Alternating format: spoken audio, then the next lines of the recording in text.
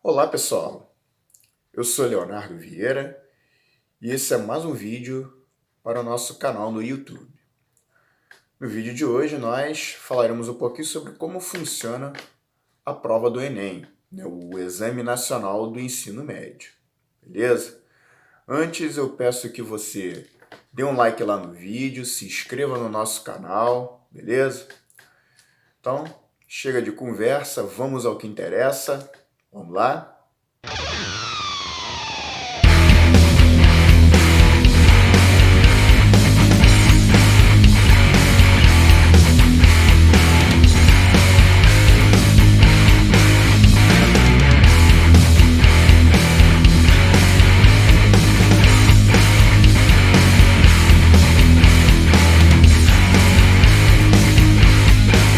Bom, pessoal, então vamos lá, né? Eu vou dar aqui um panorama para vocês, um breve panorama e uma breve explicação de como funciona aí o Enem, né? Tudo que você precisa saber aí sobre o maior vestibular do Brasil. Bom, gente, primeiramente, o que vem a ser o Enem, né? Pode ser ainda, né, a dúvida de muita gente, né? O Enem, ele foi criado pelo Ministério da Educação em 1998, né? O Exame Nacional do Ensino Médio, nosso famoso Enem, tinha, a princípio, o objetivo de apenas avaliar, né, a performance dos alunos do ensino médio e, consequentemente, da educação básica em nosso país. Ou seja, o Enem ele tinha por objetivo tão somente avaliar, né, a educação básica no Brasil.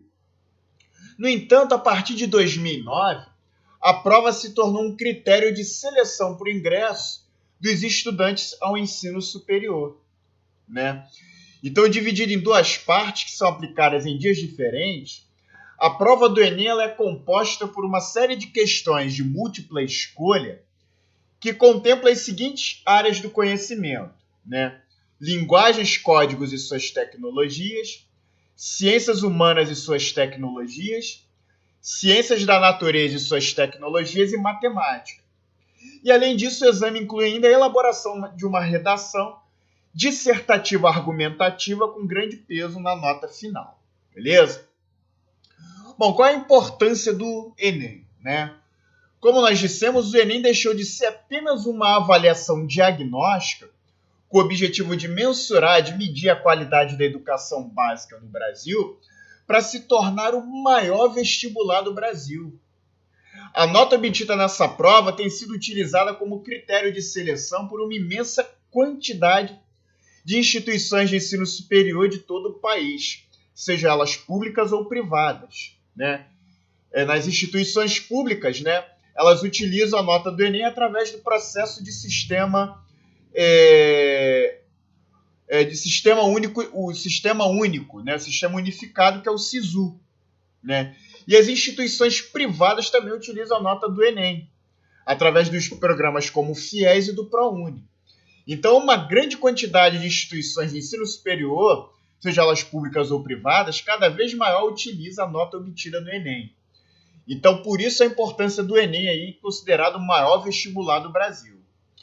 Então, assim, se torna mais evidente que o Enem é fundamental para que você dê continuidade aos seus estudos após o fim do ensino médio.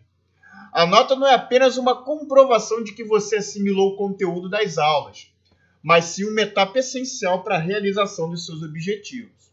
Ok? Bom, então como é que é a prova do Enem? Como a gente já citou anteriormente, as provas do Enem são separadas as provas do Enem são separadas por áreas do conhecimento, que compreende a saber, ciências da natureza, composta por biologia, física e química, ciências humanas, composta por filosofia, geografia, história e sociologia, linguagens, composta por português, literatura, língua estrangeira, arte, educação física e tecnologias da informação e comunicação, a área de matemática e suas tecnologias e a prova de redação. Algo que deve ser levado em consideração por você é entender que as questões são interdisciplinares e contextualizadas.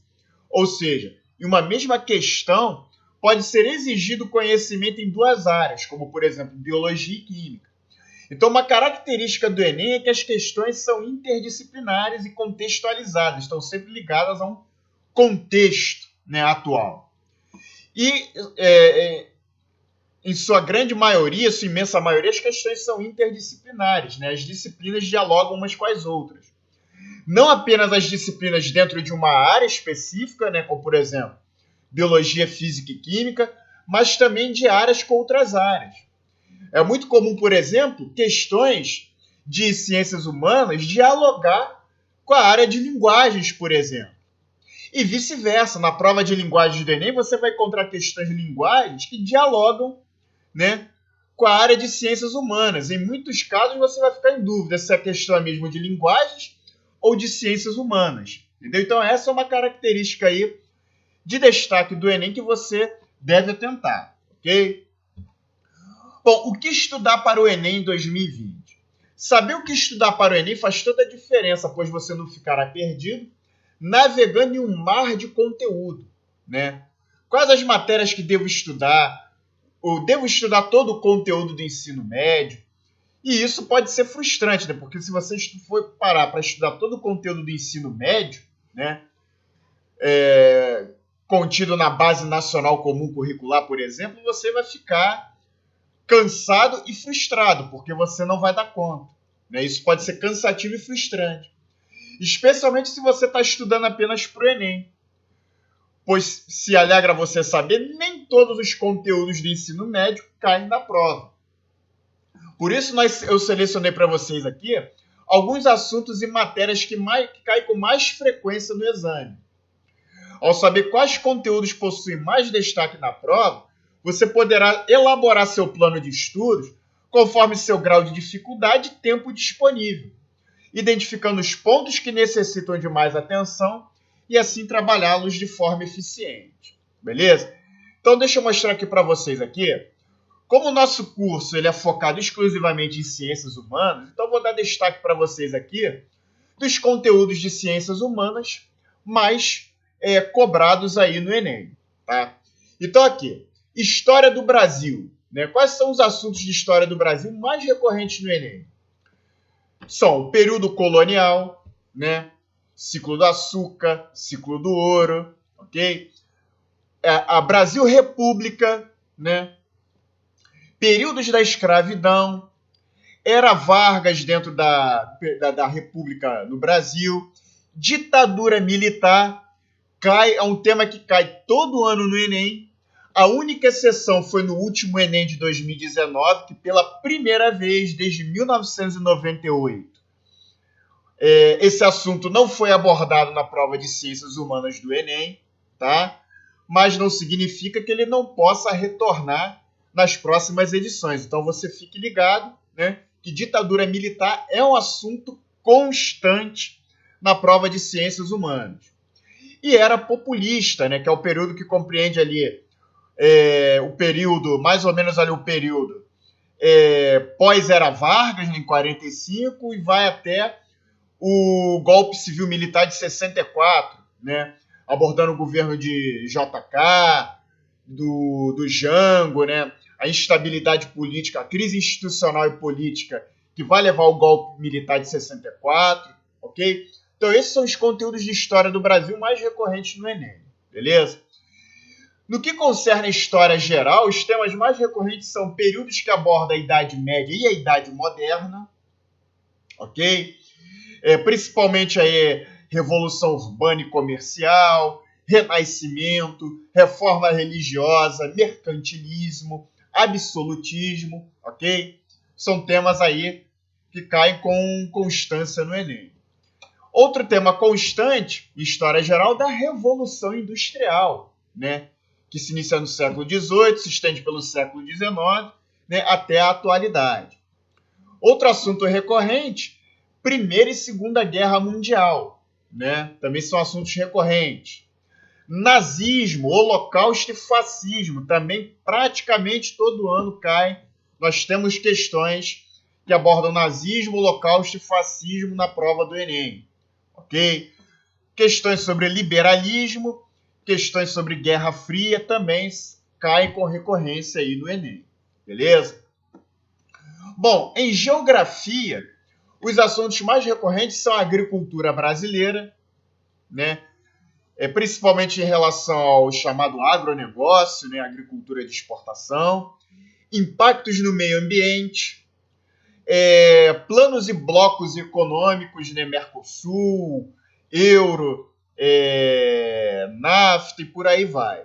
Geopolítica mundial, migrações também é um tema muito recorrente em geografia, desenvolvimento humano e social, né? São os temas mais recorrentes de geografia.